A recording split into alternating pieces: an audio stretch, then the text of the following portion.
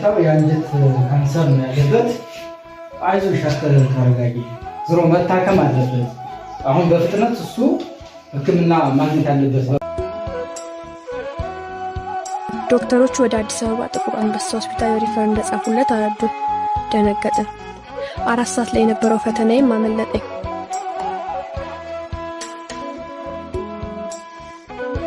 እኔ አዲስ አበባ መሄድ ባልችልም መሲና ሌሎች ዘመዶች ሆነው ሊሄዱ ተዘጋጁ።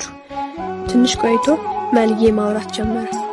አይዞሽ ሰላምዬ አሁን እድንልሻለሁ እሺ እያለቀሽ ደግሞ አታባቢ ሲለኝ እኔም በቃ ፈጣሪ የተናገረኝ ያህል አመንኩት።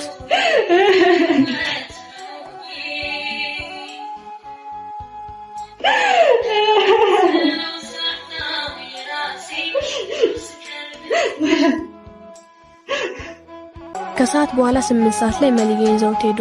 እኔም ግማሽ ልቤ ፍርሃት ግማሽ ልቤ ደግሞ እምነትን ይዘው ሸኘሁት።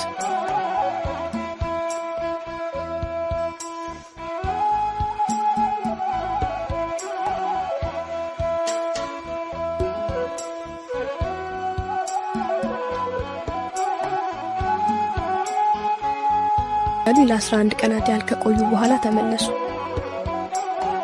በሽታው የአንጀት ካንሰር መሆኑንና በጣም ከፍተኛ የተባለው ደረጃ ላይ እንደደረሰ አስጊ እንደሆነ በግልጽ ነገሯቸው።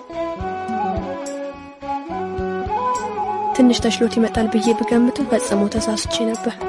መልዬ ብሶበታል። ሰውነቱ ከስቶ ገርጥቶ ሌላ ሰው ነበር የመሰለው። በጣም ከፋኝ። በጣም ሁሉንም ነገር ነገሩ።